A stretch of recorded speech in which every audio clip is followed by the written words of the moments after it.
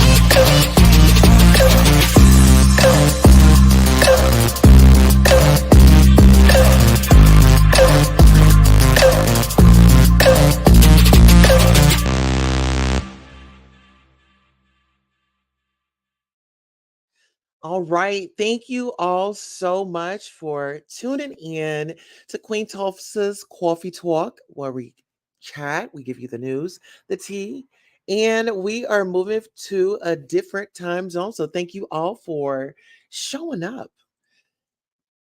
Shout out to Next Case with Queen Tulsa. That is our backup channel. Please make sure you like, share, subscribe to that channel. That's where, we have a little bit more fun and we're a little bit more uncensored, to say the least. Okay. And make sure you get on over to Queen Tulsa Royalties.creatorspring.com and purchase you some mugs. And shout out to those orders that we did receive. We are receiving orders by the day. Shout out to Judy Coles. Judy Coles is one of our royal members, and Miss Judy Coles is using her emotes. Grand Rising family, Grand Rising to you. Maria says, welcome to the Butterfly Lounge. Please tap the like as you stroll in. Thank you for your support. And you know what, Maria? Thank you for your support. Always being there. Hi, Queen Tulsa. Hey, Judy. Back at you. Hello. Are we utilizing the jet? Do we have any delays? Okay. Because it says that we have one jet out, honey. One jet out. One had just actually taken off from the Barbados. Who's in the Barbados? Hey, Judy Coles. Please tap the like as you stroll in. Thank you for your support. Absolutely. Welcome and visit Queen Tulsa's Royal Court on YouTube. All right, there's the link. Just click it. Now, listen here, Royals. I definitely want to thank you all. It has been heavy, heavy, heavy in the media here lately. And as I stated before, we have a lot to cover. Okay. And check this out. If you are not, please check out the Wendy archives. Miss Wendy Williams. They will be honoring Miss Wendy Williams the end of the month of April, which is now, and into May. They're definitely representing for the Queen, and I want to just say that definitely go over and take a look. Watch some reruns of Wendy Williams. We are now moving in her time slot, so I think that it's fair. Well, speaking of fair, listen, get into this. Shout out to the Jasmine brand. They say Beyonce fans show love to her sacred video after people criticize the singer's hairline and natural curls.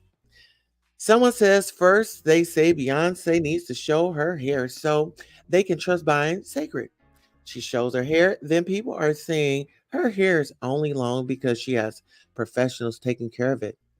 Isn't that same thing everyone else does when they go to a hairstylist? Okay, let's get into it.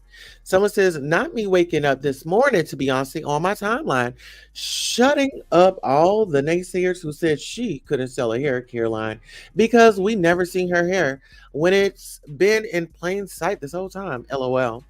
I got one question. Are y'all satisfied now? Hashtag Beyonce. Hashtag sacred. Someone says Beyonce waited on people's honest reviews about Sacred before posting this video just shows how much confidence she has on her products. She let the products speak for themselves. Someone says this was okay. This was for all the people that knew Beyonce didn't have a wig on this night. All right. Beyonce is a whole comedian. She heard all the black women with internalized mis misogynoir, misogynoir, crying about her because they can only imagine wigs and weaves on her since they think very little of their own afro textured hair. So she made it a vid just for them to cry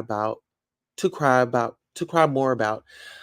Oh, these comments, why does it have to be like that? As you can see, Beyonce, she says, get into that scalp. She says, get into that scalp. She says, get into those waves. Honey, she says, stylist, go ahead and do it. Do it for the gram. Show 'em what that mask look like, honey. Oh, she looks so relaxed, doesn't she? She looks so refreshed. And she's definitely selling it. Okay. She's showing her roots. What do y'all think about it? Oh, let me go ahead and do this. I do apologize. What do y'all think about that? It's the roots for me. Yes.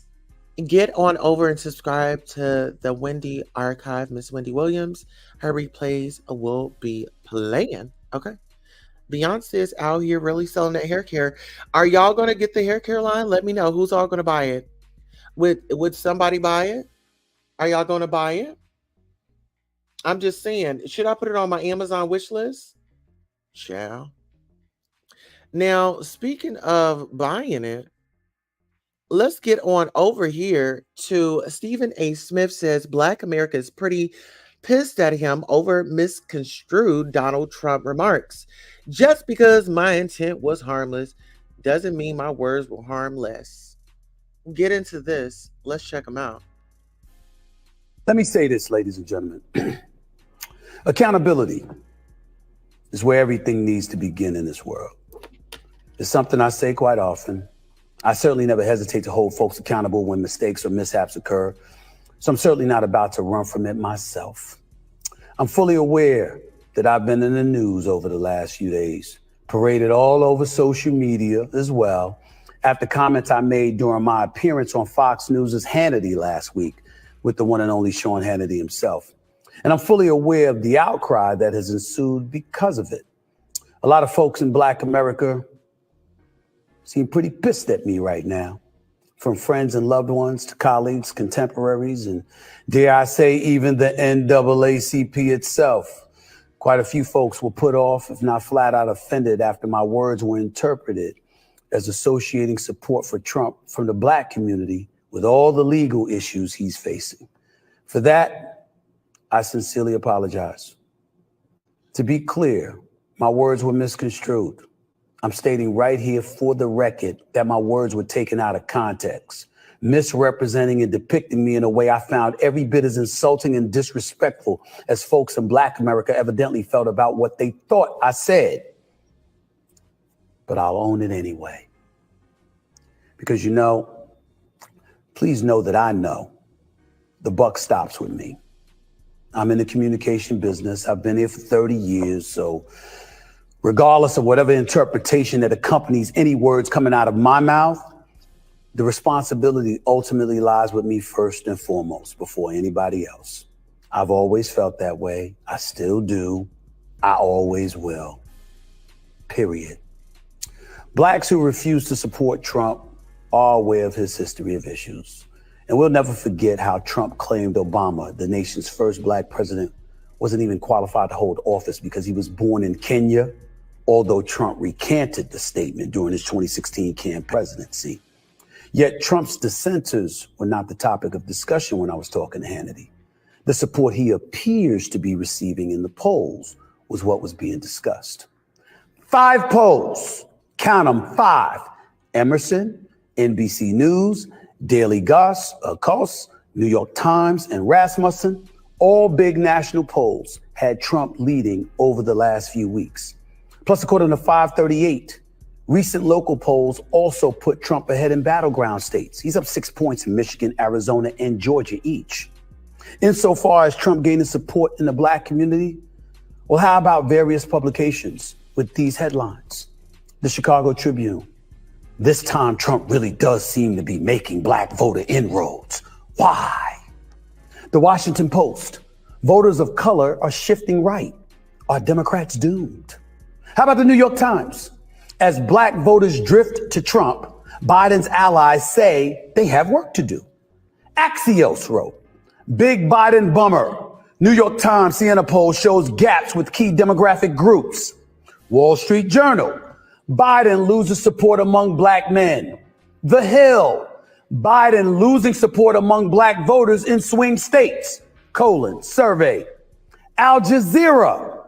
Why are black voters backing Donald Trump in record numbers? And CBS News. Black voter support for Trump up from 4% to 23% poll finds. Why did I say all of that? Because I want to show you I didn't just open my mouth. I read, I listened, and I've seen a momentum shift, as we all have. Anywhere I appear, no matter my subjectivity relating to what I feel, is still going to be based on facts being presented into the stratosphere. Let me say this, ladies and gentlemen. Well, shout out to the Jasmine brand, okay, for covering this and also making it available to us. You all make sure you get on over and check them out. Now, listen here, child. Let's get into these comments because y'all know we love to read a comment. Someone says he shouldn't be on his P. Oh, he shouldn't be on his P's and Q's when he went on a Fox show, especially Hannity. Okay, we are done with Stephen A. Someone says the issue wasn't about whether black people will vote for Trump. The issue is you stating we relate to Trump because of criminal indictments and the court system. Oh, child. They said this clown stays clowning. Somebody says, yawn. This was a non-apology apology. LOL. Black people will vote for Republicans who will put them right back in chains, and y'all will have yourselves to blame because it's not like they are pretending. They are literally showing you their plan is to roll back all policy centuries, and you know where we were back then, entering buildings through a back door using a different fountain to drink water, legally described as 3/4 of a person, unable to vote, and the list goes on. So keep playing with y'all freedoms. Someone else says, wait, a New York minute. I listened to his whole segment and listened to it 3 times. We didn't hear you wrong. Stephen A needs to stop gaslighting. He literally said he wasn't sorry. He should have kept it that way because what he said was dumb. And now we see you now. Somebody says this was a non-apology, shaking my head. Somebody said, girl, shut up. Someone says rhymes with soon. Someone says he needs to shut the F up sometimes because he's always talking against us. Someone says, who says those news outlets are not spewing lies? It's a ploy to make Black Americans believe they are shifting to the right. Stephen A. Smith was tagged, do not apologize for what he said. He is a Trumper. Okay, listen here.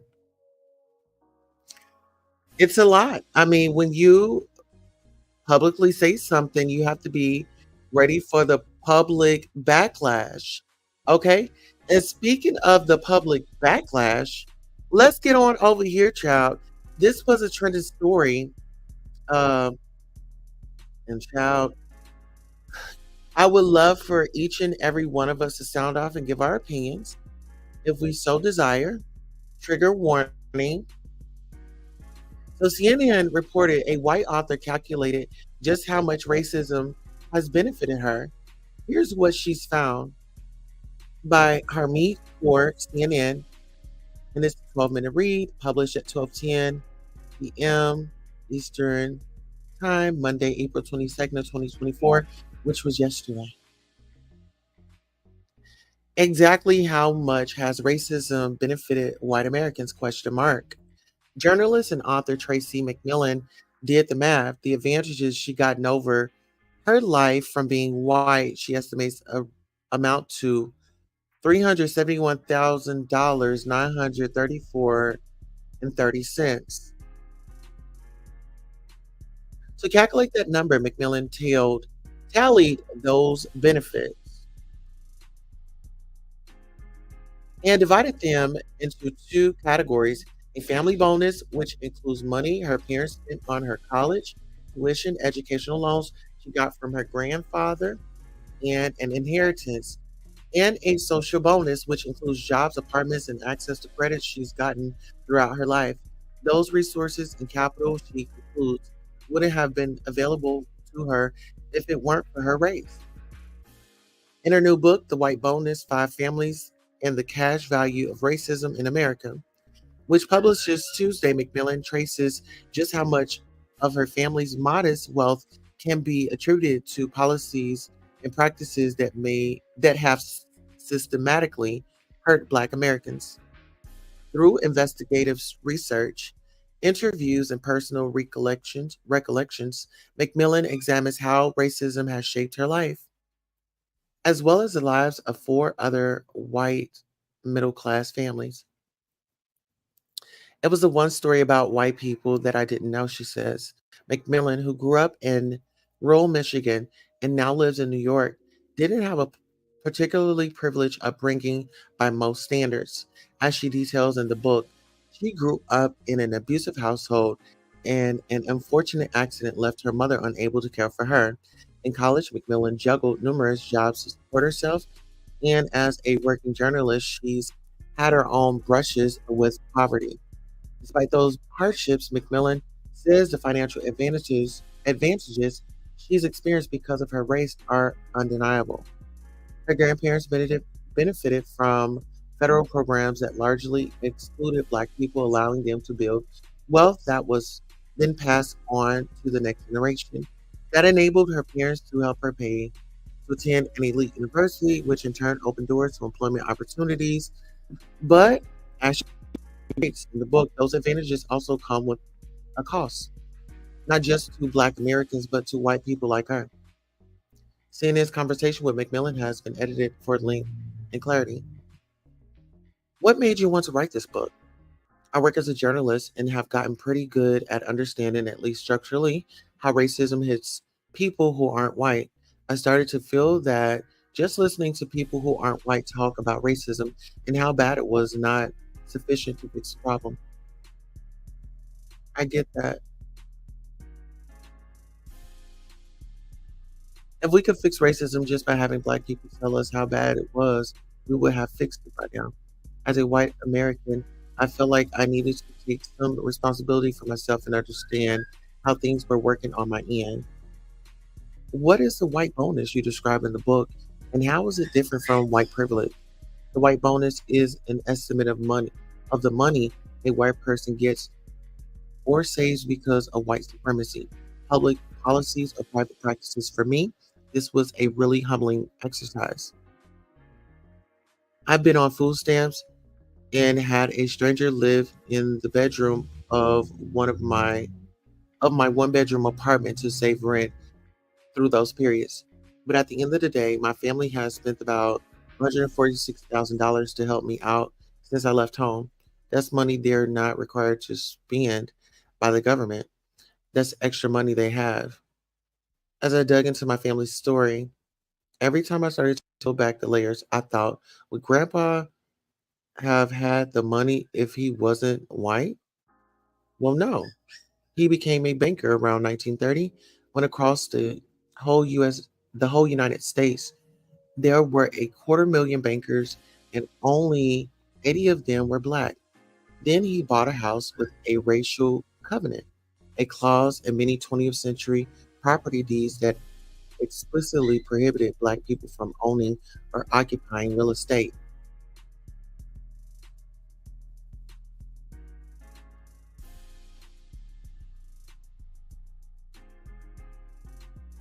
My grandpa on the other side of the family was a millwright. That's a job that often was racially restrictive in practice for a long time.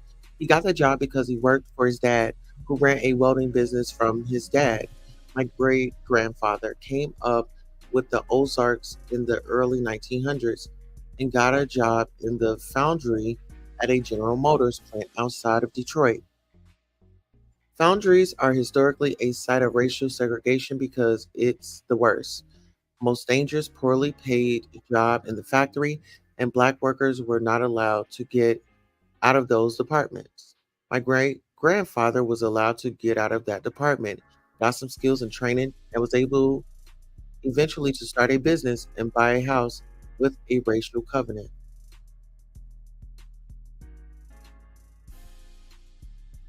Both blue collar and white collar parts of my family were able to build enough wealth because they got that opportunity. Our life experiences are shaped by a number of factors, race being just one of them. Can we really measure just how much our race has helped or hurt us? All of these are back of the envelope estimate. They are bare minimum.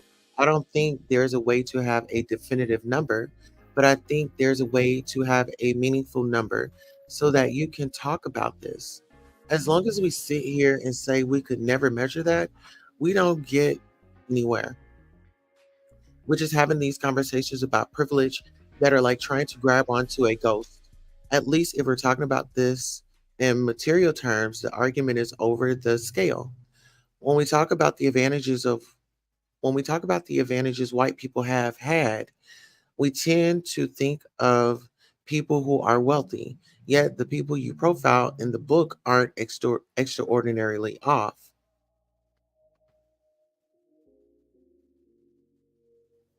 well off by many standards. Why did you focus your book on the white middle and working class? The focus on the middle class started as an accident. I wanted to go up and down the class ladder and study how white advantage works through narrative and then put everything into context. Frankly, I just was not successful in finding broke white people or really wealthy white people who are willing to talk to me. But as the project moved forward, it just became really clear to me that the middle class is really the fulcrum for white advantage in the US. People in the middle class who are willing to talk to me understand how on the edge of falling into poverty they are. The middle class doesn't have enough wealth to feel comfortable. They're always trying to game out how they and their families stay taken care of. The middle class doesn't have enough wealth. Okay, okay. The middle class doesn't have enough wealth to feel comfortable. They're always trying to game out how they and their family stay taken care of, particularly in a society where we have allowed the safety net to be eviscerated. Eviscerated. How did you understand race before the white bonus? And how did writing the book change that?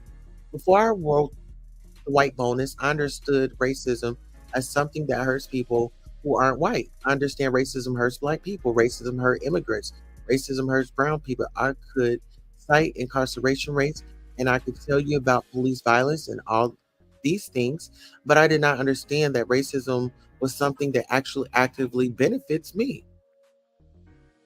It's this thing, it's this thing that we allow, oh, it's this thing that we all know, but that we pretend that we don't. White people actually do know this. But the whole trick of American public discourse is that we never say that it's happening.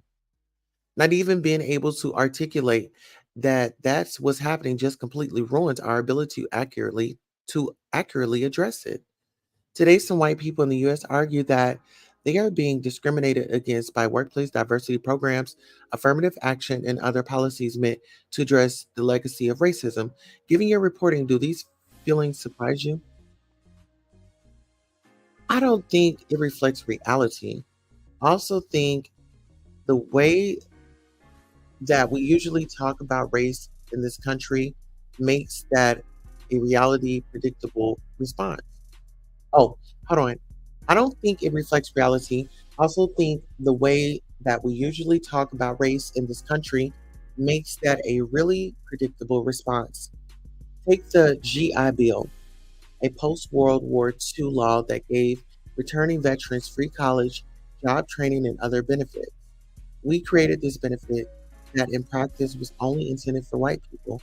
Maybe a few people of color were going to be able to access it, and it was written as if it was colorblind. But everybody understood it was going to be implemented in a way that would benefit white people and nobody else.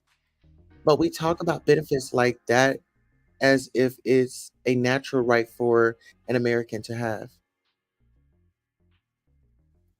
Listen here, if you all want to check out this article, I suggest you get on over, check it out. This is a conversation that needs to be had, you know? It definitely needs to be had.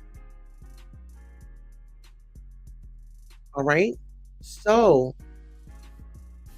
moving into our next headline. And remember, P. Diddy wanted to buy Disney, right? Yeah, remember P. Diddy, he wanted to buy Disney. Let me see. Let me see.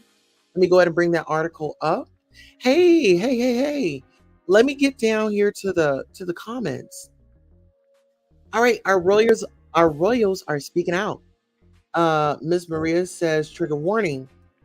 She says Tracy is so foul. Get into it. Get into it. When you talk about pandering, child, get into it. So her article and book is basically saying I benefited of the evil of what this country is doing.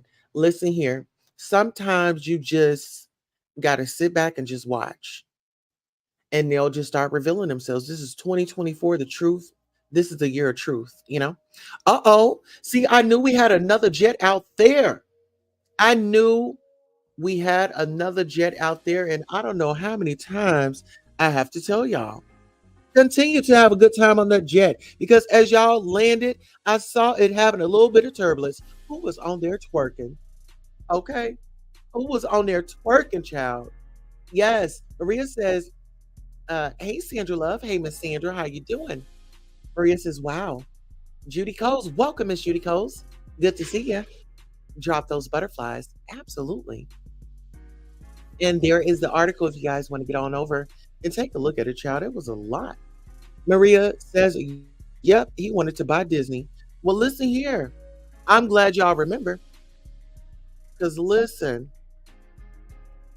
Disney done suspended Snow White's presence in theme parks indefinitely amid ongoing investigation. Okay? Listen here. Where's that clip at? We need a little reminder. Do we have a reminder? Can we get a little reminder? Let me get my reminder. Listen here, you all. I really appreciate you all so much. And when I tell you, today has been very eventful on purpose. Today has been very eventful on purpose, you all. Okay, let me see. This is it. Let's see. Okay, which one was I gonna bring up? The Disney one, right? It was the Disney one. Okay, let me bring up Disney. Okay, there we go. Okay, we have that. We have do we have Disney? Okay, give me this. All right. Thank you all for bearing with the sister on this rising as we make it all come true. Okay. All right. Now let's take a look at this. Do you all remember this? He stays in the conversation. What's up, T? What's going on, my man? How you feeling? Crazy. I'm on a love frequency, but you know I got a mean, toxic side to me. And I be throwing that Playboy on. I can leave that bitch on and repeat. Nah, And just let it really do its thing. for sure. And that's crazy. Is that out of my R&B artists, that I don't know if people would know that you are one of my favorite R&B artists. Wow, That's what I'm listening to in the crib when I'm getting, when you know what I'm saying, when I'm doing my thing, and you know what I'm saying, with my lady, when I'm just, you know what I'm saying? Nah, for sure. When I'm in that vibe, and everybody got to start front. When they get in that vibe, they know they go get some of that Tory Lanez. Tory Lanez got a good 6 joints on the smashing playlist. Nah, look. Check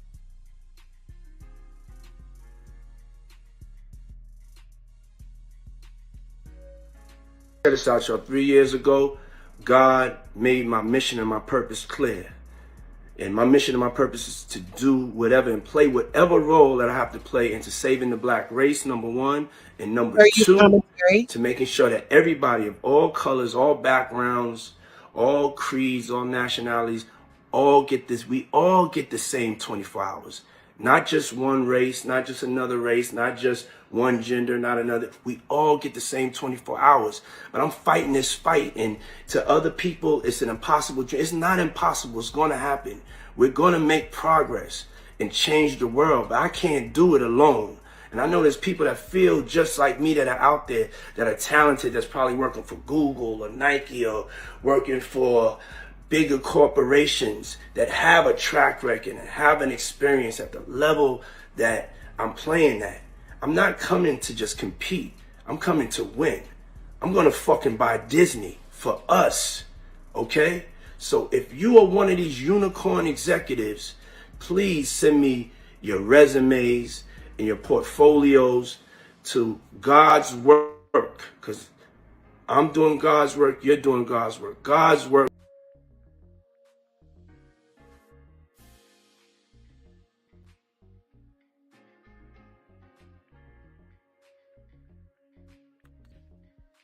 All right. Well, listen here. You heard it here first, baby. Now, listen, we definitely have to break this down because at the end of the day, you know, at the end of the day, he wanted to buy Disney, you know? This Snow White won't be seeing the most magical place on earth any longer. I'll get into that. Okay. Absolutely. Come on, credit Disney Canva. Never again.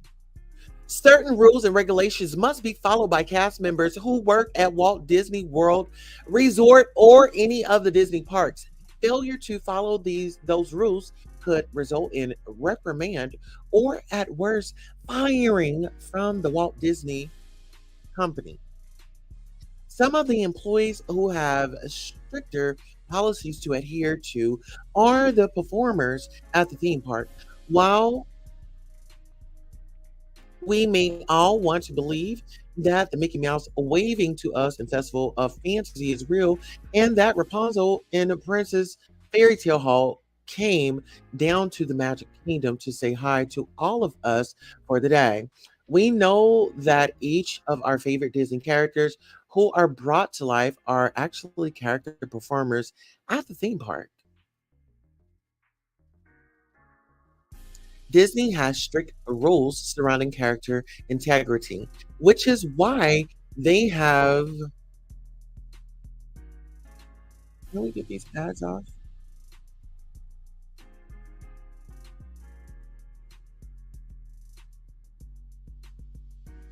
Disney has strict rules surrounding character integrity, which is why they have rules for guests visiting the park not to be allowed to dress in a full costume, as well as not to impersonate any of the Disney characters. Failure to comply with these rules will have you rejected at the gate or banned from the parks for life. These ideals for character integrity surround their cast members as well. Cast members who play a character at the parks cannot outwardly share that they are that character online, especially not on social media. Common verbiage used by those cast members who are performers at the park states that they are friends with a certain character, which indicates that they are playing that character without saying it and ruining the magic. Much like the guest rules, failure to comply to this will have you terminated from the park, and Disney certainly takes this rule very seriously. One character performer, Sophia Dator, recently shared a video on her YouTube channel titled, "What the H Happened Being Fired from WDW Episode 2." If we take a look at Sophia's social media as well as listening to this video, we can likely guess that she played both Anna from Frozen and Snow White from Snow White and the Seven Dwarfs at the Disney parks. However, she was fired from her position after a short investigation done by the company. Sophia outlined exactly what happened to her during her firing, which had to do with the YouTube video she uploaded prior to this one.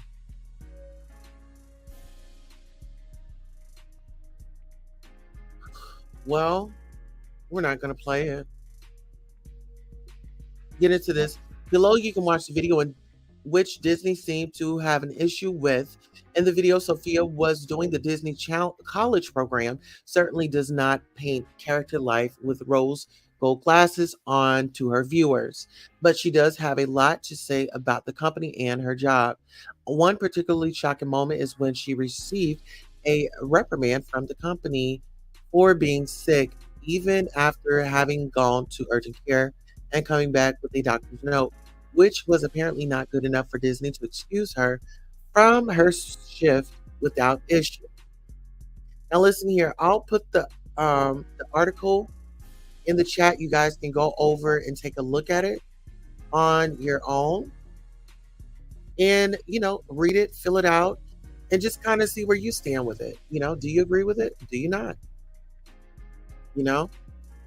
My thing is, if you had issues with the Walt Disney, what precautions did you take? I would want to know what chains of commands did you reach out for help? I mean, what's really going on? And what about those missing kids over there at the Disney? You know what I mean? There have been missing children. There have been missing children over there. Can we get an update on that? Can you give us an insight on that? I mean, can we get a video about that? Hello, message. Let's go. All right, let me go ahead and get into these and see what our studio audience has stated. Okay. Yep, he wanted to buy Disney, Maria says. And this varies comment, Terry. Miss Sandra says, my. Maria says, did he use his 24 hours to take advantage of folks? Oh, yes. Oh, yes. Unicorn executive, honey. Listen here. The term Maria says the term unicorn refers to a privately held startup company with a value of over $1 billion. It is commonly used in the venture capital industry. Oh my goodness. Wow. Yes. Wow. Wow. Wow. That's crazy. She was sick. Yeah. Listen here. She said they didn't care. They didn't give two flying whatevers. They didn't. They just didn't. And listen here. Speaking of two flying whatevers, okay. Fat Joe has to come. He had to come out and apologize, child. This is the one that, stepped in and decided they were going to help the Wendy Williams show hmm when she was on a hiatus. Well, listen here, get into this. Get into this, honey.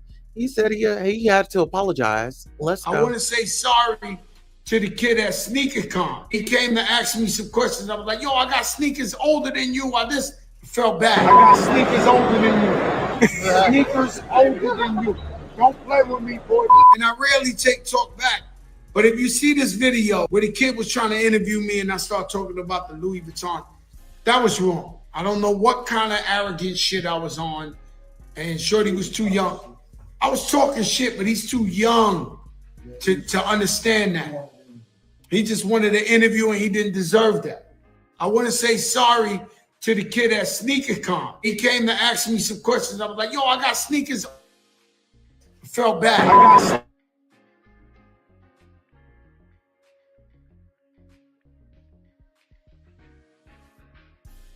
Okay, so what are y'all thoughts on that? I mean, he eventually had to come back and apologize, but it wasn't even an apology to me. Like, why would you even do that to a kid that is walking up to you? Are you kidding me? Are you serious about that? You have got to be kidding me. You have got to be kidding me. What are your thoughts on it?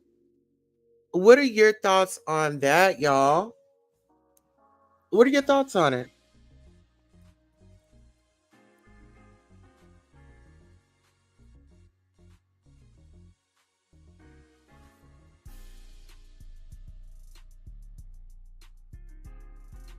Okay, and listen here. Before we get into some more, I wanted to go over here and just show some gratitude to our sister T.S. Madison. She has Maddie in the morning, and then they have Fag Talk. That's hashtag PHAGTAWLK. And actually, it's her show and Craig the Writer Stewart. It's an amazing show. Let's see. Let me see if it's gonna come up. Uh, I want to say T.S. Madison and Craig the writer. Oh, so she just uploaded. Okay.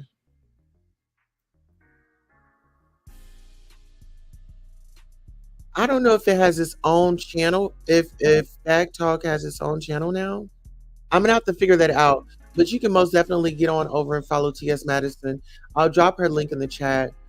Um, you can definitely get on over there. Let me drop her link in the chat and catch that. I've been catching it, and I will be reviewing it. But y'all know, child, we got a whole lot of okay. We have a whole lot of fun and activity going on over here. Absolutely. Miss Maria says, "Oh wow, dang, Joe, ease up on the kid." Yes. Oh yeah, please ease up on him. Okay. Now let me go ahead and bring that down. Okay, now we're gonna go over here. And I wanted to actually cover this story right here. You guys are probably familiar with it, or if you are not, this is actually out in Memphis. Okay, this is out in Memphis. And shout out to Fox 13 Memphis. Fox 13 Memphis mother speaks out. The mom of the 22-year-old man who was piled and unalive during the Orange Mound block party spoke to Fox 13. She said her son leaves behind two children, a 17-year-old boy who was also unalived in the incident. Memphis police said the ages of the seven other people injured in the howling range from 16 to 29. The mother says, I say whoever threw that block party, maybe if you had a permit, this probably wouldn't have happened. So the blood is on your hands too. Oh my goodness. Who could? Oh my goodness. Oh, all right, let's get into these comments. You know, we love a comment. Someone says maybe she's looking at it from the standpoint, had they had a permit, maybe a large police presence would have been there to deter the violence. No, the people who piled up the block party are responsible for this. Permit wasn't going to stop them. Unalivers' actions. Permits don't stop stupidity. Permit has nothing to do with ignorance because these clowns still out here powing at every person they can. The problem is the pals in the wrong hands. It still would have happened. This Memphis, all these young iggas know is to steal and unalive. If I was a lawmaker, anybody that unalives for no reason, yes, 50 years, no matter your age, this stuff gotta stop.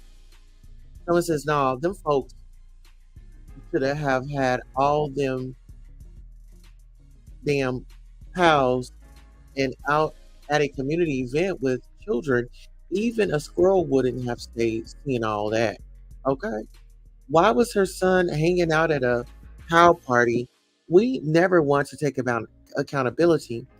So it says maybe raise the kids to respect people and stop with the police and making them think stealing and fighting is okay. So it says sorry for what happened and praying for strength. But regardless, if they had a permit or not, this tragedy still would have happened. But what I don't understand is the moment when I seen that car doing donuts on that basketball court, that would have been a red flag for me to leave. And let's not mention the waving of the pals would have been nowhere near that part. She's grieving and doesn't know who exactly to blame. That's a stretch for me, but she's grieving. So, whew. What are your thoughts? What are your thoughts? Please let me know your thoughts in the comments. What are your thoughts? I mean, it has been, rough up in Memphis and actually Louisiana. I know they recently passed a law where you can like have one on you and you don't have to, have any permits or anything like that. Right? So with that being said, there was another story that I did want to cover. And so, ladies and gentlemen, I definitely want you all brace yourselves. Brace yourselves for this next article, for this next story that we have coming up. This right here is an Oregon woman, you all. And listen here, this could happen anywhere. I'm telling you, you got to get some safety, self-defense, safety defense. Oregon kidnapping woman abducted on doorbell cam found suspect knew her. Please help me! Please help me! No! No!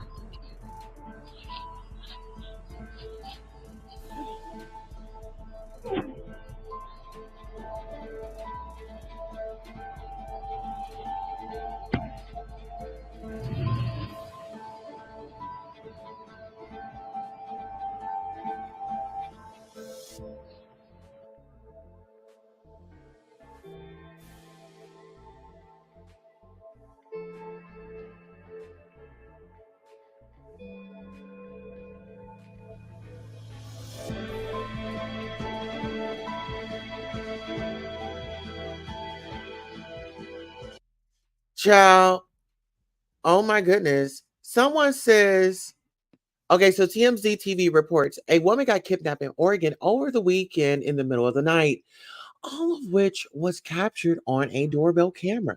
Thankfully, she's been located and rescued. Someone says she didn't fight. She didn't fight at all. Not at all. PSA, keep your bag big for safety. How did they find her? Disgusting comments. People talking about she didn't put up a fight. Some people panic in dire situations. You don't know how you'll react until you're in it yourself. Let's be compassionate here, folks. So scary, not too far from where I live. So glad they rescued her and caught the guy. What's with all these victim shaming comments? Gross. He would have had to unalive me right there because I'm not going. Hold on, let me look at her. Let me see. Oh, yeah, that's the sister. Yep, that's the sister, honey. Okay. All right. All right. Listen here. All right. All right. Okay. Listen here. I said, all right. I just knew. I just knew. Well, listen here. Speaking of just knew, honey. Well, listen here. Chingy is making the headlines, and it's not because he has new music out, child. Child, it's because he's still out here protecting his manhood, child. Still out here protecting his manhood. And he said that you know, yeah, Miss Sydney Starr, she's the only one that benefited, child. Get up into this. Went away, which it took years to blow away. Nah, man, ain't nothing, ain't nothing good happened from that for me. I'm gonna tell you that. When artists such as my caliber, who sold millions of records, was once one of the biggest artists in the world, they look at that different. If they not seeing you at these award shows all the time, on the radio all the time, they like, well, where's he at? What's wrong? But what was wrong was a lot of sabotaging and bull crap in this industry. You guys never really made up, did you? Like, you accepted her apology, but you kind of kept it moving. Yeah. There's no, I mean, to be honest with you, man, like, it was spilt milk, and I lost a lot from it. That person gained. I'm not gonna hold on to something. It is what it is. Apologize, cool. I'm going this way. Let that internalize, and it so-called went away, which it took years to blow away. Nah, man, ain't nothing, ain't nothing good happened from that for me. I'm gonna tell you that. When artists such as my caliber, who's All right. So get into this. Shout out to our friends over at the Neighborhood Talk. They say Chingy reflects on his career, blame its failure on Sydney Star. Hold on, what are these comments? We had some. Maria says, "Oh wow, dang Joe, ease up on the kid." Oh, okay. There's the real T.S. Madison's channel. Oh my God. And Maria says, "We're just gonna fight to the unalivement, child." Whew. Just don't know. Y'all already know. Let's get up into these comments. Someone says, "Not y'all bringing it back up." Now y'all know he stated this years ago. Okay. Uh, Someone else just says, "All right, now it has been way too many years. Please let this old story go. If he ain't make a comeback since then, that's on him at this point." We all knew Sydney lied years ago. An interview aired of her apologizing and admitted she lied. Now we back on it again. That should be a federal crime. Ish ain't funny at all, somebody says. Somebody's, oh my goodness, I'm not gonna read that one. Somebody says all cause of a lie. Who career gone? Shaking my head. She gained everything. Mama is running on. She gained everything. Mama is running at OnlyFans, doing reality TV and interviews with Tasha K. She survived it, but don't make it seem like y'all swap destinies. Okay. Someone says that's messed up. Shaking my head. I blame us for believing every negative thing that comes out about us. Oh, somebody says that was so foul, and back in the day, it would have been handled a lot differently. Someone says it says a lot about him. After what he went through, and he doesn't seem hateful anymore, some rappers would have never recovered. Y'all young as F, if you don't remember how big this was in hip hop, definitely should have came with consequences for lying at such a high point in someone's career. Which how Sydney Starr went on up into the to the situation. She says, "I was very apologetic and I took accountability. I was looking for attention at that time in my life to get known because trans women were not looked at for anything but negativity. I said I was wrong and I lost a lot too. And if I could take it all back, I would. I would have Oh, she says, I've asked for forgiveness and I'm a good person. And at the end of the day, there's nothing more I can do. The neighborhood talk. Let me get on over here. Oh, I'm not following her. Let's see if we can call Miss oh, give me 1 second. Can we call her? Can we give her a call? Oh, yeah, hold on. Let me get this down. Can we call her? Let me see if we can call her. Can we get her on the main? Oh, can we get her on the main line? I don't think we can call her. Oh, Lord Jesus.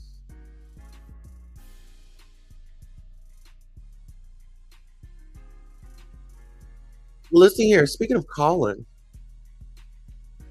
I don't know who called upon Benzino, but Benzino decided to jump in a conversation, child. And, he speaks on rumors that Meek Mill had blank with Diddy's real estate. Oh, real street niggas can be gay. Let's get into this. And would he? Please, what do you think about, all of the rumors that's been going all viral on social media saying that Diddy was smashing Meek Mill? It's none of our business if him and Meek are or not. The internet makes all our business everybody's business. At least the privacy of what we're doing in our bedroom should be private. Right. But what a man does in a man's bedroom, unless Meek Mill is a real street. I don't know him, but I know from what I've seen. Now, see, that's a different narrative because real street can be gay. Like we gotta we gotta be adults and we gotta look at this for what it is. You can't have a personal opinion on who unless you are in the room with him. Right. At least if you're standing outside the room, you're walking in the room. Yeah. You know what I'm saying? Right, you know what I mean? You can put two and two together with the in the hotel room. You know what I'm saying? Right. What do you think about, all of the rumors that's been?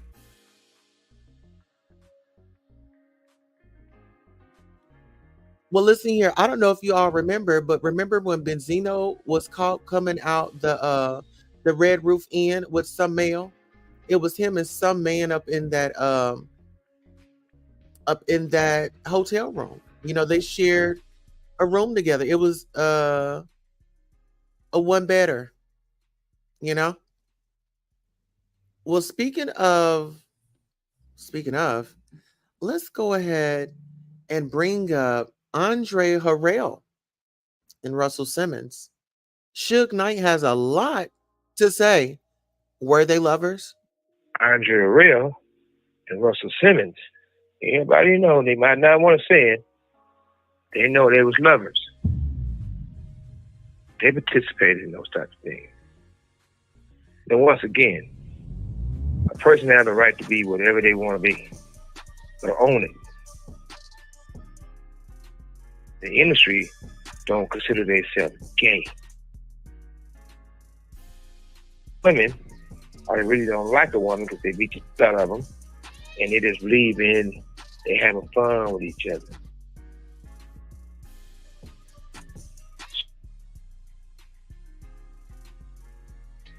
Uptown, Def Jam, Freaky.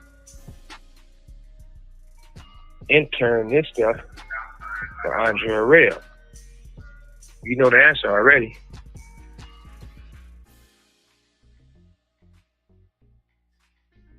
All right, so that's when Diddy's journey started. Okay, listen here.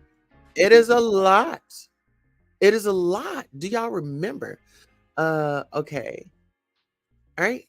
If you would like to support Queen Tulsa, you can visit our Cash App. If you don't have Cash App, visit us on the site. Miss Maria says, please tap the like as you stroll in. Thank you for your support. We've got Carrie T in the building says, Jocelyn Hernandez says she caught Benzino and Funky Diva in a compromising position. Miss Funky Dineva and Benzino. Oh, you know what? Was there a powdered donut section in at the altar, whatever? Oh, I mean, was there any hors d'oeuvres and donuts, powdered donuts over there? I mean, the people want to know. I mean, we just want to know, No, you're fine. No, you're fine. Look, don't apologize. Say it like you mean it, okay? You know how we listen, say it like you mean it. Now listen here, speaking of saying it like you mean it, let's get into our next story. Okay. Our next story is actually going to wake some of us up. Okay. Now get into this. So shout out to our friends over at the Jasmine brand. And the Jasmine brand, they definitely list. Oh, you believe so? Listen here. Can we drop our information, honey? If you have any tea receipts, photos, definitely hit up the Queen Tulsa. Okay. Listen here. You know we love a good receipt. Mm-hmm. Uh-huh. You are our family. Shout out to the Jasmine brand. Gail King seemingly ignores Steven Jackson after he blasts her super trash interview with South Carolina head coach Dawn Staley. Okay. Yes. Oh, yes. Oh, yes. Oh, yes. Let's take a listen. Gail King's supposed to be somebody that's big in the journalism space, right? And I don't consider her black media. Y'all give her all these passes because she's Oprah friend. I don't give a fuck who friend she is. I don't do nothing for nobody. But you cannot demean Dawn Staley like that. You talking to her about winning the championship, about going undefeated, and you have the nerve to get on there and say, "Well, we was rooting for Caitlin Clark, and you broke everybody's hearts." Who is we? Who is we? All the black people I know was rooting for Dawn Staley. We all fans of Caitlin Clark, but the way you put it, that shit was trash. Yeah, and I'm glad it's a new day in the media space. You know what I'm saying? Because you so intelligent, you don't even say stuff like that to somebody on the interview. You just demeaned her and made it about Caitlin Clark. That's trash. Super trash. Gail King's supposed to be.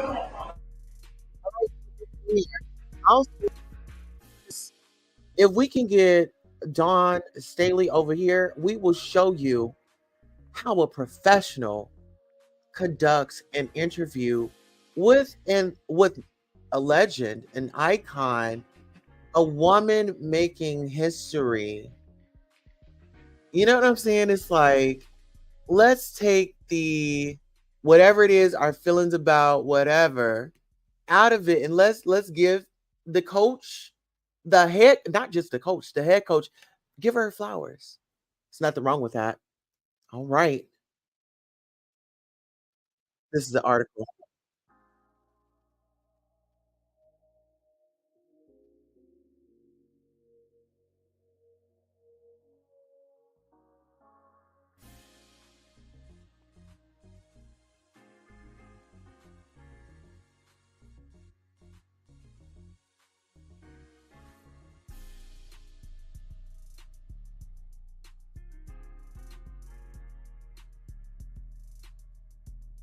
Oh, Happy for you guys, Coach Staley. So happy.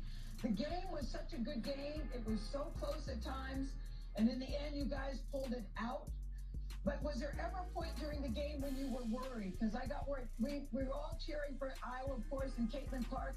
But for so many people, you've got their hearts. Was there ever a point where you were worried during the game? I wasn't ever worried during the game. I know, when we went down 10-0. now that is a how you doing when we went down 10-0. That was we have bigger fish to fry. We have bigger fish to fry. Y'all already know that I love to read up into the comments. Let's get on over to these comments. Someone says, I'm always rooting for everybody, but who is black? Gil is the example of all skin folk and kin folk, somebody say.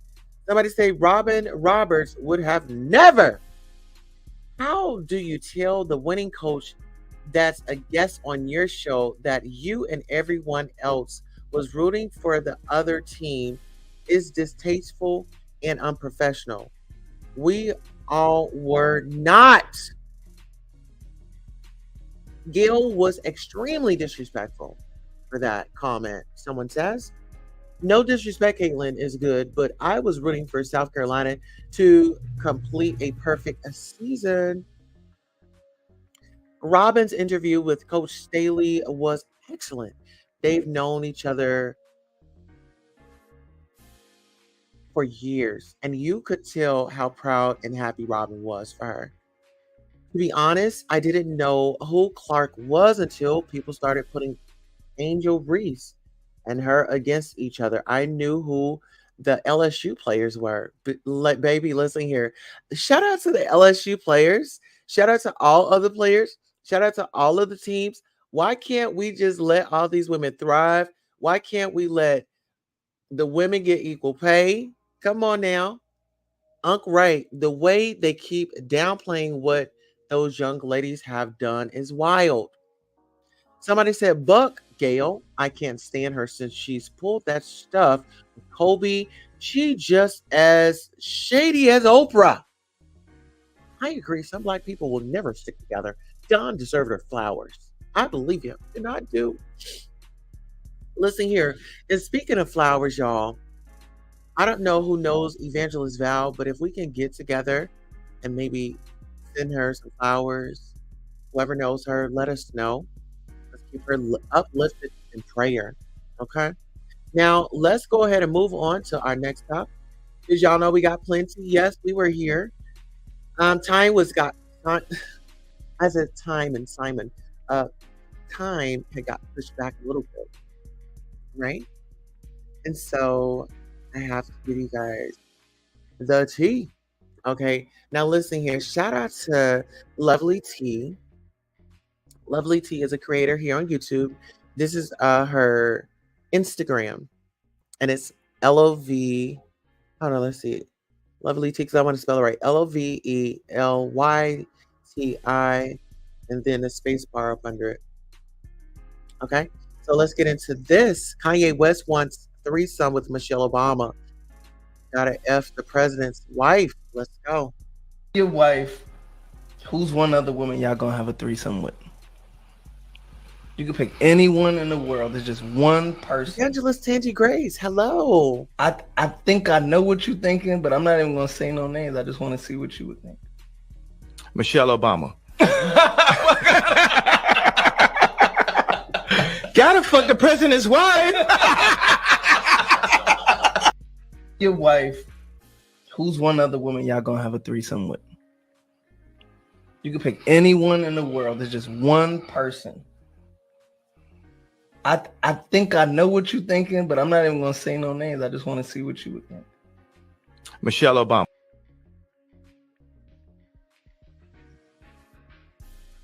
All right. So, child, is a lot. Yes, we got Evangelist Tangi Grace up in the building. Hey, how you doing? And then we have Lovely T's Instagram. I mean, her YouTube channel here. She's actually here on YouTube. Uh-huh. Absolutely. So let me check. Do we have any feedback? Did we have any more news to cover? Okay, let me just go ahead and check this royal situation. You know, and actually, I love it here. I love how we all come by support and fellowship, give our thoughts on, you know, things that are going on, right? Well, speaking of things that are going on, you all, the NYPD says 6 children and teens have gone missing throughout the city this week. Listen here, anybody in New York, please protect your family, protect yourself. Okay? And Golda Mist has reported police say 6 children and teens have gone missing across the city this week, including a few who disappeared on their way to or from school. The disappearances happened throughout the city, and police did not say if they were related, despite the unusually high number of missing kids at once. Police said anyone with information should call NYPD's Crime Stoppers hotline, and actually I'll post this in the chat. the Crime Stoppers, NYPD's Crime Stoppers hotline at 1-800-577-TIPS. That's 1-800-577-8477. Or for Spanish, 1-800-188-57-PISTA. That is 1-888-577-4782. And a moment of silence for them.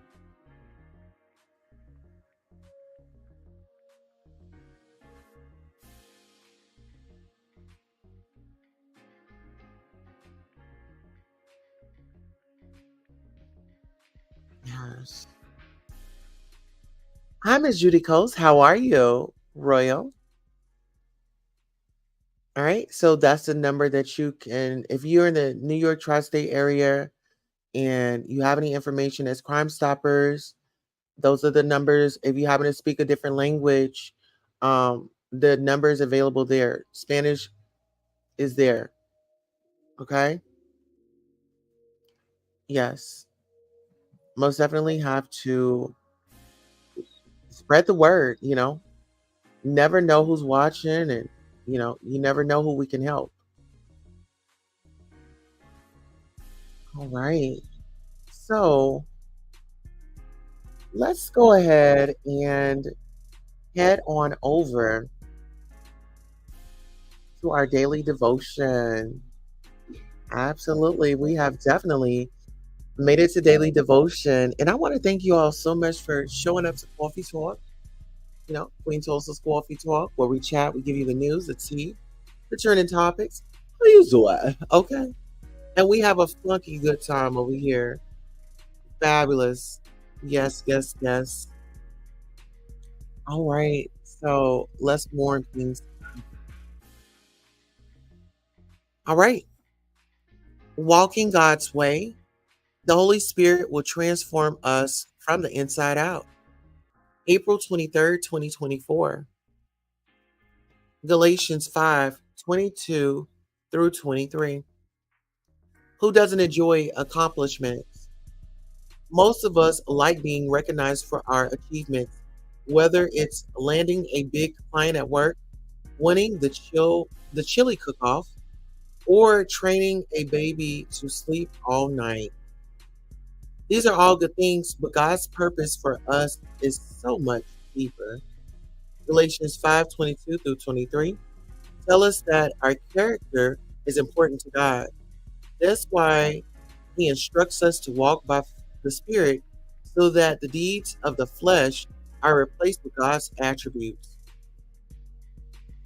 Love is a foundation for all other virtues. We cultivate it by embracing God's unconditional love for us. Joy is contentment regardless of our circumstances. Peace comes from trusting God and surrendering to Him. Patience is developed by trusting God's perfect timing. Kindness is God's compassion reflected to others. Goodness occurs as we mirror His righteousness and justice. Faithfulness means we are steadfast and trustworthy. Gentleness comes when we approach others with humility. Self-control requires us to exercise restraint and rely on the Holy Spirit's strength. Growing in these virtues makes us more Christ-like and testifies to God's transformative work in our life. And that's an accomplishment worth celebrating. All right, we did have a raffle yesterday, and thank you all for staying around for the daily devotion. Okay, now listen here. I wanted to share something else with you all because this is like so important with me. So listen here, listen here, listen here. We did a raffle around like it was after 1 2 a.m. on this rising, right? And so we had a winner. It was CJ the cat. And so we want to do another raffle. How about we have another raffle? Why not? Why not?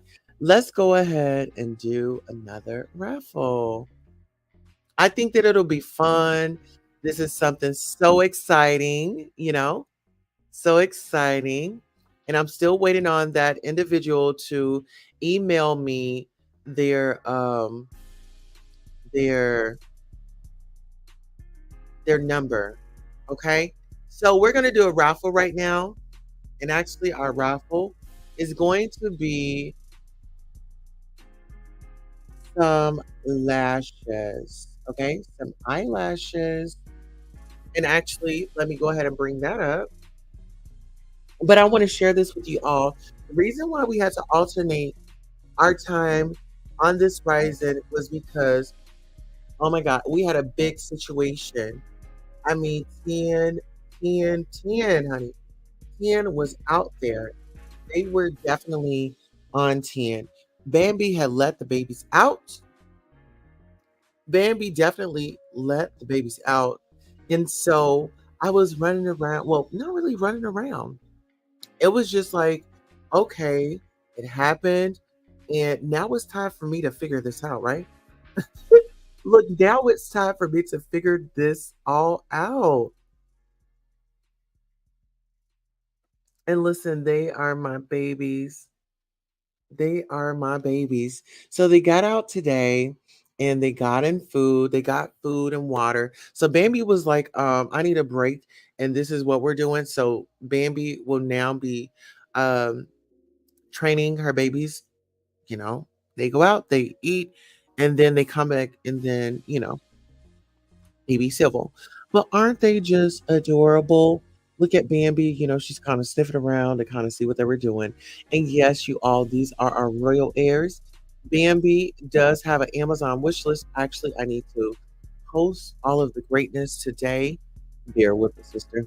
And we'll be back actually later on this evening or later on sometime today. All right. Here's another photo. Drinking water, the paws in the dish. And so, Lord and behold, I was able to get their area cleaned up, get them back in their space. And actually, here soon, we're going to go out for some sunlight. Make sure you get your mugs, okay? With Queen Tulsa, it's the Royal Vibe. And then our newest launch, Queen Tulsa, grow through what you go through. And here's one of my glam babies. Isn't, oh my goodness, just so beautiful. Oh yeah. And so these are the options as far as the lashes. Okay. So if you are a royal and you've supported the channel or sent a donation or, supported us, if you would like to jump in the raffle, please do so. And if you don't want to do the raffle today, that is perfectly fine as well. Miss Maria, do a prayer hand, well, the clapping hands, okay? The babies, yes. Hello, Bambi. Yes. Oh, yes. And there's Bambi's Amazon wish list. Where we could actually use some chew toys because the babies, they are up. And like I said, they are busy. They are busy blue. Okay. Okay. Listen. And there's Bambi with her babies right there. Absolutely. hmm And on that note, I want to say that this concludes our broadcast. And we definitely want to thank you for taking out the time to work with us in going forward with our showtime being 11 a.m. Central Time, 12 p.m. Central. No, 11 a.m. Central, 12 p.m. Eastern. And these are the lashes right here. Evangelist Tangi Grace. Yes, we'll be doing a soft launch. This is our soft launch right here. So all of you that are watching Coffee Talk, get on over, DM me, message me, leave a message. Hey, I want some eyelashes. They are $7. Okay. They are $7. Yes, they are. Get you a pair. Yes. Miss Evangelist says, hey, y'all, I'm driving, but I was listening. And we definitely want to thank you so much for listening, tuning in, supporting us, being a part of the royal family. Shout out to Miss Maria, Miss Judy Coles, Wani11, and the rest of our family. On that note, I want to say thank you for not parking on the lawn. And this concludes our broadcast.